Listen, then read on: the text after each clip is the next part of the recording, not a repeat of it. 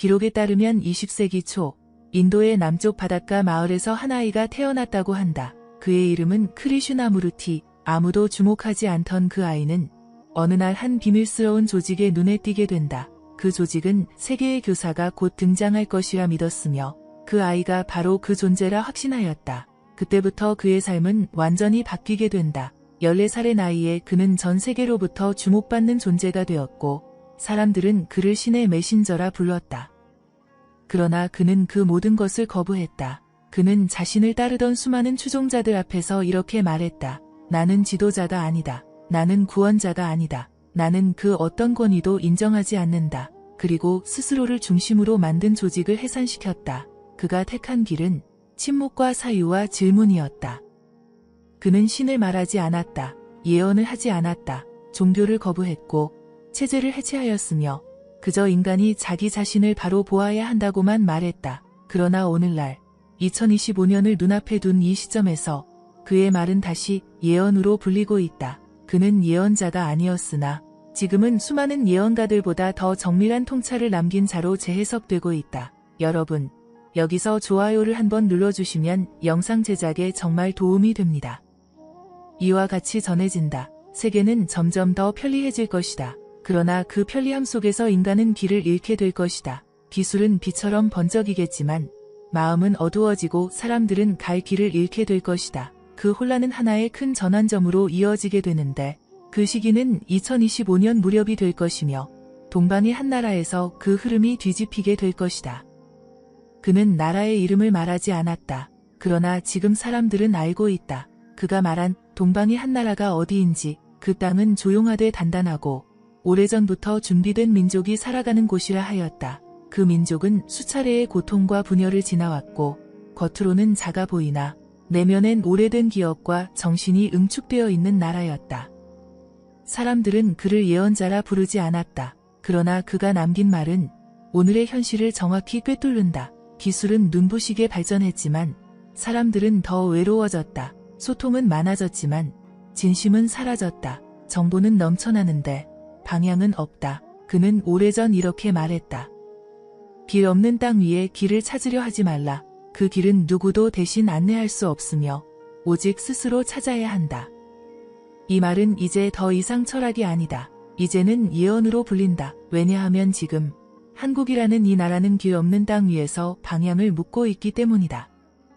2025년 한국의 미래는 어디로 향할 것인가? 사주와 신점은 말이 많고 정치와 경제는 불안정하다. 그러나 사람들은 직감한다. 지금 이 나라는 운명의 문턱에 서 있다는 것을, 국운이 요동치고 있으며 뭔가 큰 흐름이 다가오고 있다는 것을. 그는 직접 한국을 언급하지 않았다. 그러나 그의 말은 이상할 만큼 한국과 겹친다. 분열과 극복, 침묵과 내면, 준비된 땅과 조용한 힘, 그가 말한 모든 상징들이 지금의 한국과 맞닿아 있다. 그는 이렇게 말했다. 하늘 아래 흐르던 기운이 이 해에 멈추고 다시 뒤집히게 되리라. 그날이 오면 소리를 내지 않던 자들이 깨어나고 숨죽였던 민족이 방향을 바꾸게 되리니 그 문은 조용히 열릴 것이나 한 번 열리면 닫히지 않을 것이다. 이 문장은 정확히 어디에서 나왔는지 밝혀지지 않았다. 그러나 그가 생전에 남긴 수많은 말들 속에 같은 맥락의 흐름이 반복된다. 그는 반복해서 말했다. 진정한 변화는 외부에서 오지 않으며 그 어떤 구세주도, 제도도, 구조도 인간을 구원할 수 없다고.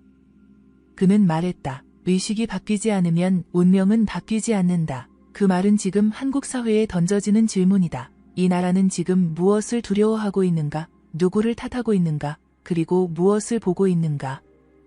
그는 경고하였다. 같은 방식으로 생각하는 자는 같은 결과를 얻게 되리라. 이 말이 지금 너무도 크게 울린다. 지금까지 우리는 그를 예언자로 보지 않았다. 그러나 이제 그가 남긴 말들이 너무도 정확히 지금을 설명하고 있다. 그래서 사람들은 그의 말을 예언처럼 다시 꺼내 읽는다.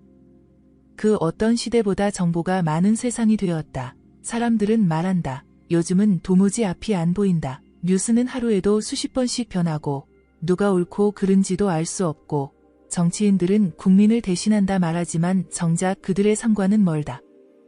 경제는 회복된다 말하지만 장바구니는 점점 더 가볍고 기술은 나날이 눈부신데 마음은 더 피곤하다. 그럴 때 사람들은 조용히 뒤를 돌아본다. 누군가 오래전에 해놓은 말, 한때 무시했던 이야기, 한 장의 글고 한 문장의 예언을 다시 꺼내 읽는다. 그것이 사주이든 신점이든 고대의 기록이든 사람들은 본능적으로 그 말들 속에서 흐름을 읽으려 한다. 예언은 미래를 맞히는 기술이 아니다. 예언은 지금의 방향을 묻는 감각이다. 지금 내가 선 이 자리, 이 나라가 흐르는 이 방향이 올바른 것인지 아닌지를 알려주는 흐름의 소리다. 그렇기에 지금 예언은 다시 돌아오고 있다. 유튜브에는 매일 예언이 올라오고 점집은 다시 북적이고 사람들은 그 말들이 믿음이 아닌 감각이라는 사실을 깨닫는다. 믿고 안 믿고의 문제가 아니다. 지금은 예언을 느끼는 시대다.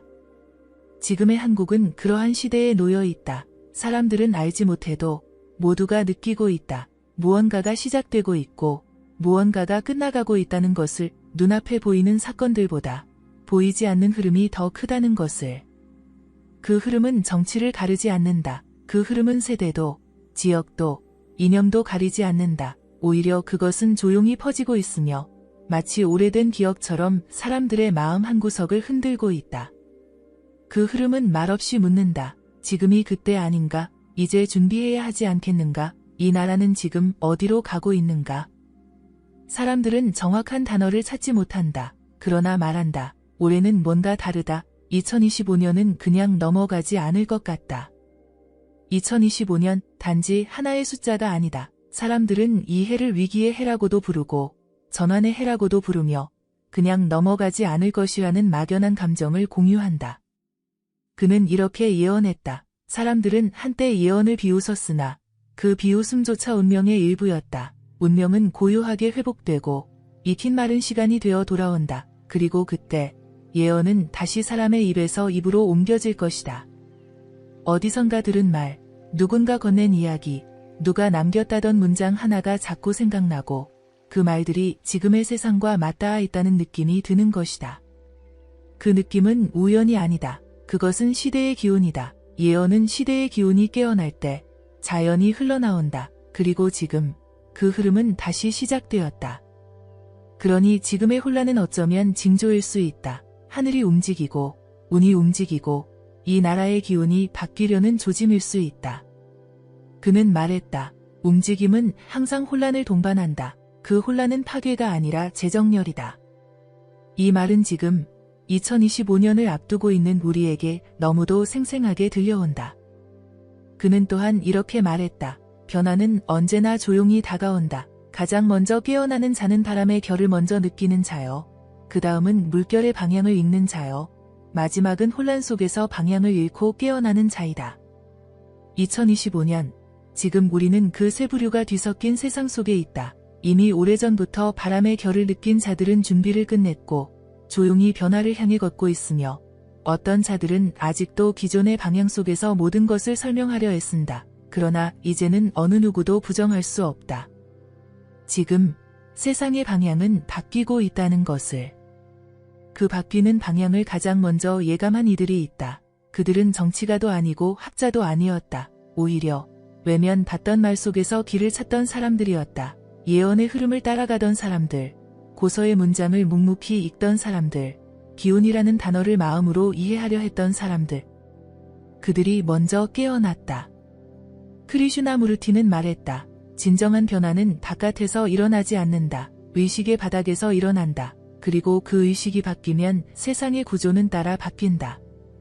그의 이 말은 단순한 철학이 아니다. 지금 이 순간 한국이라는 나라 안에서 실제로 일어나고 있는 흐름에 대한 예고였다. 눈에 보이는 혁명은 없고 거창한 구호도 없고 하늘을 뒤흔드는 전쟁도 없지만 사람들의 의식은 분명히 바뀌고 있다.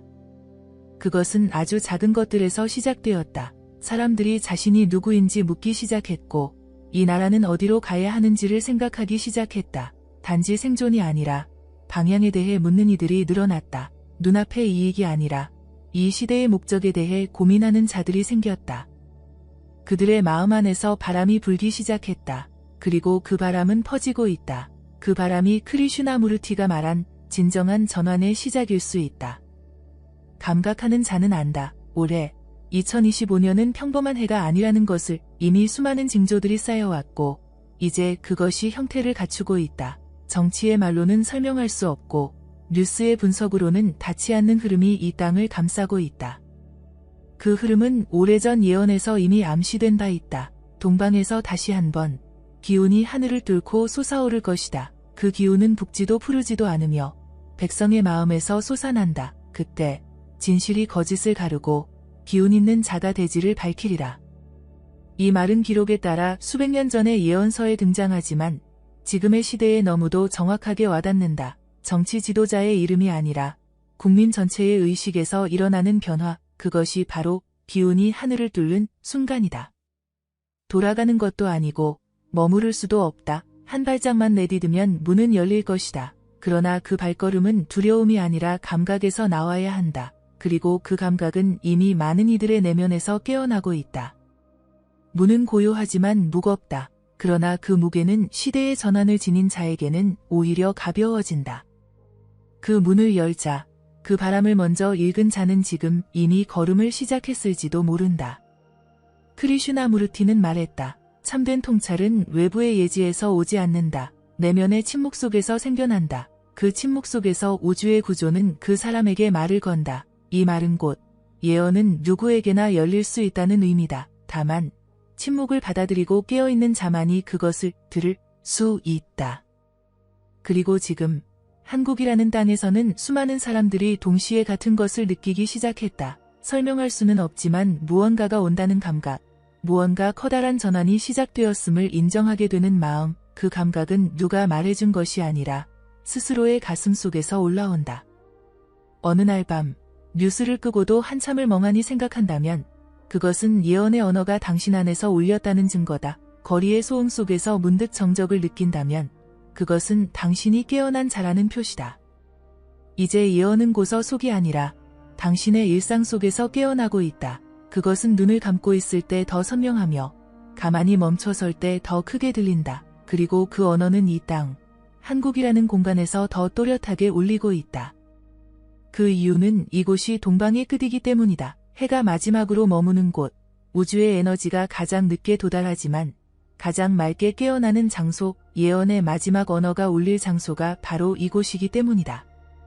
크리슈나무르티는 그 언어를 평생에 걸쳐 해석하려 했고 그는 말했다. 새로운 의식은 동방에서 일어난다. 그 의식은 지도자에게서 시작되지 않는다. 한 사람의 마음에서 시작되어 결국 민족의 진동이 된다.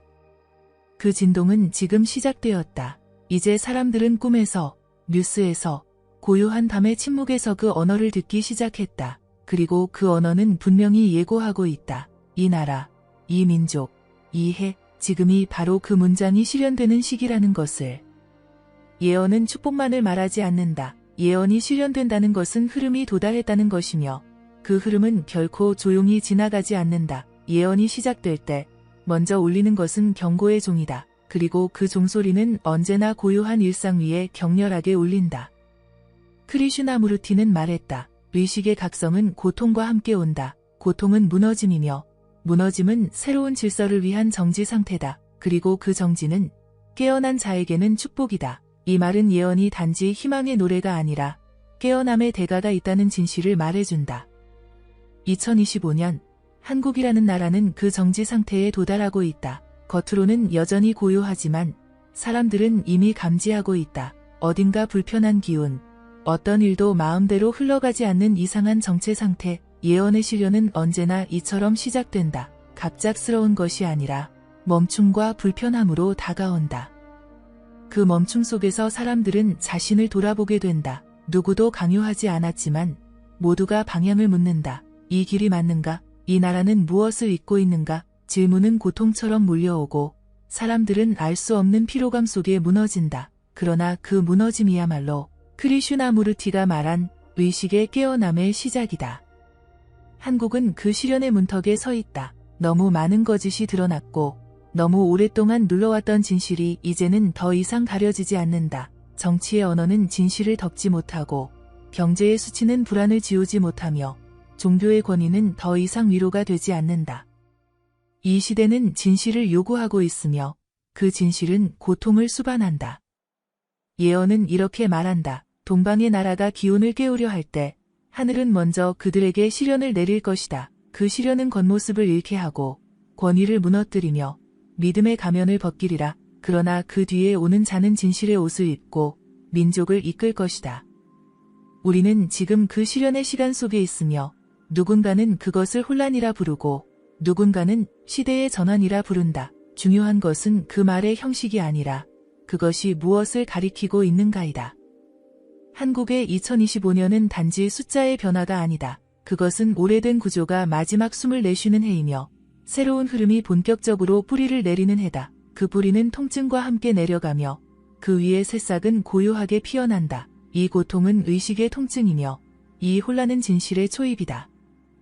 그러니 지금 한국에 닥친 시련은 징조가 아니라 과정이다. 이것은 끝이 아니라 시작이며 예언이 우리 앞에서 형태를 가지기 위한 필수의 관문이다. 그리고 그 관문을 통과한 민족은 더 이상 이전의 모습으로 돌아갈 수 없다. 그들은 새로운 시선으로 세상을 바라보게 될 것이다. 이제 곧 이 시련은 누구를 남기고 누구를 데려갈 것인가를 가릴 것이다. 그러나 그것은 외부의 판단이 아니라 스스로의 의식이 정하는 길이다. 깨어있는 자는 남을 것이며 잠든 자는 무너질 것이다. 그리고 그것이 예언의 정의이며 이 시대의 법이다.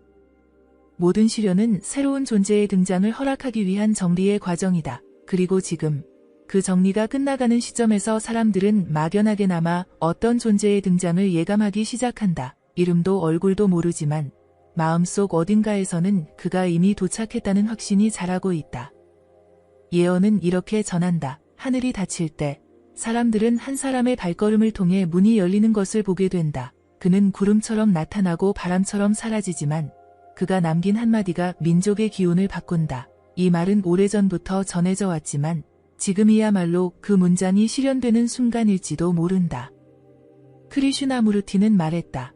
지도자는 군중 앞에 서는 자가 아니라 무리에서 벗어나 진리를 지키는 자다. 그는 그 자리에 있기 위해 선택된 것이 아니라 그 자리가 그를 부른 것이다. 이 문장은 지금 시대가 원하는 지도자의 형상과 너무도 정확히 겹친다. 거창한 공약이 아니라 기운과 의식의 밀도로 판단되는 자, 말의 화려함이 아니라 침묵 속에서 빛나는 직관으로 평가되는 자, 그가 지금 등장하고 있다. 그러나 그는 예상된 자가 아니다. 언론에 자주 나오는 인물이 아니며 기존의 권력을 손에 쥐고 있었던 자도 아니다. 오히려 사람들은 그가 어디선가 갑자기 나타났다고 말할 것이며 도무지 설명할 수 없는 기운이 있었다고 회상하게 될 것이다. 그것이 진정한 빛의 방식이다. 빛은 떠들지 않는다. 단지 어둠 속에서 스스로를 드러낼 뿐이다.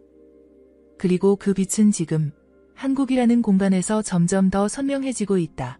그것은 한 사람일 수도 있고 하나의 흐름일 수도 있으며 어떤 경우에는 그 두 가지가 함께 움직일 수도 있다. 중요한 것은 그것이 이제 보이기 시작했다는 점이다.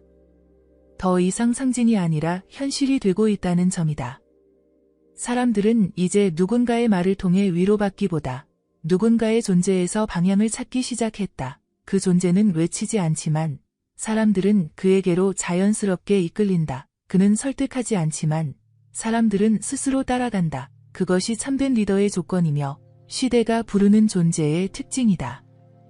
예언은 또 이렇게 전한다. 하늘 아래 3번이나 버려졌던 자가 있다. 그가 사람들의 조롱을 받으며 침묵 속에 살아왔으나 결국 하늘의 기운은 그에게 돌아간다. 그가 손을 들면 바람이 움직이고 입을 열면 대지가 응답할 것이다. 그때 동방은 다시 눈을 뜨고 서방은 귀를 열 것이다. 이 예언은 이름 없는 자에게 바쳐진 창가이며 지금 우리가 목격하려 하는 사건의 암시이다. 사람들은 곧 묻게 될 것이다. 어떻게 그가 여기에 왔는가라고. 그러나 그 질문에는 답이 없다. 그는 길을 따라온 것이 아니라 운명을 따라온 자이기 때문이다. 이제 그가 등장했다는 사실은 누구의 선언이 아니라 흐름으로 나타난다. 사회 전체의 공기가 바뀌고 사람들의 말투가 변하고 미래를 바라보는 눈빛이 다시 살아난다. 이것은 단지 개인의 등장이 아니다. 이것은 민족의 무의식이 하나의 형상을 만들어낸 것이다. 그리고 이 형상은 앞으로 다가올 모든 전환의 중심이 될 것이다. 그는 지도자일 수도 있고 안내자일 수도 있으며 어떤 이에게는 그저 말 없는 확신으로 존재할 것이다. 그러나 분명한 것은 그가 첫 빛으로 등장했다는 사실이다. 빛은 어둠을 밀어낸다. 그러나 어둠은 결코 가만히 물러나지 않는다. 예언에서 말하는 새로운 지도자의 등장은 언제나 충돌의 시작을 의미한다. 그가 손을 들면 바람이 움직이고 입을 열면 대지가 응답하지만 동시에 오래된 권위는 두려움에 휩싸인다. 왜냐하면 진실의 출현은 모든 거짓을 무너뜨리기 때문이다. 크리슈나무르티는 말했다. 사람들은 변화를 원한다고 말하지만 그들은 진정한 변화가 오면 그것을 파괴로 느낀다. 왜냐하면 그 변화는 자기가 만들어 놓은 모든 구조를 해체하기 때문이다. 바로 이 말처럼 지금 한국은 새로운 기운과 기존의 구조가 정면으로 마주하게 되는 순간을 맞이하고 있다. 예언은 경고한다. 진실을 담은 자가 나타나면 가장 먼저 움직이는 것은 탐욕을 품은 자들의 칼이다. 그 칼은 말로서 베고 제도로서 가두며 거짓된 선의를 가장해 진실을 흩트리려 하리라. 그러나 하늘의 뜻은 이미 그 자를 보호하였으니 모든 칼은 결국 허공을 가르게 될 것이다. 이 말은 단순한 상징이 아니다. 지금 한국 사회 안에서 일어나고 있는 변화는 표면의 정치나 경제만으로는 설명되지 않는다. 말로는 개혁을 외치지만 속으로는 기득권을 움켜쥐려는 자들이 그 흐름에 저항하기 시작했다. 진실은 고요하게 등장했지만 두려움은 언제나 요란하게 반응한다. 이제 충돌은 피할 수 없다. 그리고 그 충돌은 물리적인 싸움이 아니라 인식의 전쟁으로 시작된다. 사람들은 자신이 오래도록 믿어온 것들이 무너질 때 혼란에 빠진다. 누가 진짜인가? 무엇이 진실인가? 이 시대의 전쟁은 외부의 적과의 싸움이 아니라 내부의 무지와의 싸움이다. 지도자는 이 전쟁에서 말로 싸우지 않는다. 그는 존재 자체로 대립을 드러내고 침묵 속에서 진동을 일으킨다. 사람들은 처음에는 그를 의심하고 다음에는 시험하고 결국은 깨닫는다. 그는 이 시대에 필요한 자였구나 라는 진실을. 이때 가장 크게 요동치는 것은 바로 언론이다. 진실의 기운이 등장하면 거짓된 소문과 왜곡된 기사들이 퍼진다. 그는 비난받고 조롱당하며 심지어 위험한 인물로 낙인 찍히지만 아이러니컬하게도 그 모든 저항은 오히려 그를 더욱 드러나게 만든다. 왜냐하면 진실은 공격당할수록 빛나기 때문이다. 이 충돌은 오래가지 않는다. 왜냐하면 깨어난 자들의 수는 점점 늘어나고 있기 때문이다. 이들은 더 이상 기득권의 말을 믿지 않으며 오래된 권위에 설득당하지 않는다. 그들은 기운으로 판단하고 감각으로 따라간다. 이것이 크리슈나무르티가 말한 자유로운 의식의 힘이다. 그리고 그 자유로운 의식이 지금 한국에서 움직이기 시작했다. 작은 도시의 교사부터 산속에 숨어있던 노인까지 사람들은 눈빛으로 서로를 알아보기 시작했다. 충돌은 피할 수 없는 과정이었지만 이제는 그 충돌마저도 하나의 진통으로 받아들이게 된다. 예언은 마지막으로 이렇게 말한다. 진실이 첫 번째 피를 보게 될 때 사람들은 그것을 두려움으로 여긴다. 그러나 그 피는 희생이 아니라 인식의 열쇠이다. 그 피 위에 민족은 다시 설 것이며 그곳에서 새로운 이름이 불릴 것이다. 지금 우리는 그 첫 피를 마주하는 중이다. 그것은 지도자 한 사람의 고통이자 민족 전체가 겪어야 할 정화의 과정이다. 이 고통은 부정할 수 없지만 거부해서는 안 된다. 왜냐하면 그 고통 너머에야 비로소 진실한 변화가 시작되기 때문이다. 예언은 한 사람에게서 시작되지만 끝은 모두에게 닿는다. 처음에는 이름 없는 자가 흐름을 열고 빛을 드러내며 진실을 마주하지만 그 마지막에는 언제나 민족 전체가 참여하게 된다. 이것이 예언의 완성이며 귀환의 순간이다. 크리슈나무르티는 말했다. 진실한 혁명은 외부에서 오지 않는다. 그것은 당신 안에서 시작되고 당신의 눈빛에서 퍼지며 당신의 침묵 속에서 세상을 바꾼다. 이 말은 마치 지금의 한국을 위한 말처럼 들린다. 거대한 예언의 흐름은 이제 더 이상 특정한 인물의 것이 아니다. 그것은 이 시대를 살아가는 모든 이들의 이야기이며 각자의 마음 속에서 맺히는 응답이다. 2025년을 지나며 한국은 많은 것을 잃었다. 신뢰를 잃었고 방향을 잃었으며 말의 힘조차 잃었다. 그러나 그 모든 상실은 새로운 탄생을 위한 정리였다. 무너진 자리에서 다시 눈을 뜬 사람들, 혼란 속에서도 직관으로 진실을 알아본 사람들, 그들이 지금 귀환의 시기를 맞이하고 있다. 더 이상 묵묵히 따르지 않고 더 이상 기대지 않으며 이제는 스스로가 빛이 되어 움직인다.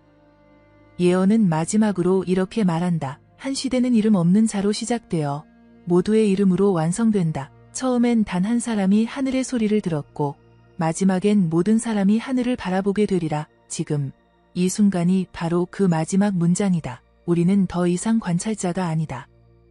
우리는 더 이상 듣기만 하는 존재가 아니다. 우리는 지금 그 예언의 끝에 서 있는 존재들이다. 크리슈나무르티는 말한다. 당신이 보는 것이 바로 세상이다. 세상이 혼란스러운 이유는 당신의 내면이 혼란스럽기 때문이다. 세상을 바꾸려 하지 말라. 대신 당신 자신을 보라. 거기서부터 혁명은 시작된다. 이 말은 단순한 철학이 아니라 지금 한국이 걸어가는 길에 놓인 가장 실제적인 해답이다. 이제 예언은 끝났다. 그러나 동시에 시작되었다. 누군가는 이 이야기를 하나의 영상으로 보겠지만 누군가는 이 말을 통해 인생의 방향을 다시 잡게 될 것이다. 그리고 어떤 이는 이 흐름 속에서 자신의 이름을 새기게 될 것이다. 이것이 예언의 귀환이며 모든 것을 자신의 이야기로 받아들이는 자만이 그 흐름에 참여할 수 있다. 2025년은 한국이라는 나라가 깨어난 해로 기억될 것이다. 단지 정치적 변화 때문이 아니다. 단지 지도자의 등장 때문도 아니다. 그것은 사람들의 눈빛이 바뀌었고 마음이 흔들렸으며 더 이상 외부의 거짓에 속지 않게 되었기 때문이다. 이 민족은 다시 시작할 준비를 마쳤다. 하늘의 운은 이제 닫히지 않으며 예언은 더 이상 예언이 아닌 현실이 된다. 그러니 당신에게 묻는다. 지금 당신은 무엇을 보고 있는가? 당신은 어떤 말을 기억하고 있는가? 그리고 무엇보다 당신은 어떤 사람이 되고 있는가? 그 대답이 바로 이 예언의 마지막 문장이다. 이상으로 오늘 2025년 한국의 미래를 예언한 예언자 크리슈나무르트의 구군 예언을 마칩니다. 올해 한국이 어떻게 될지, 우리가 믿을 만한 지도자가 있는지 댓글로 의견을 남겨주세요. 시청해주셔서 감사합니다.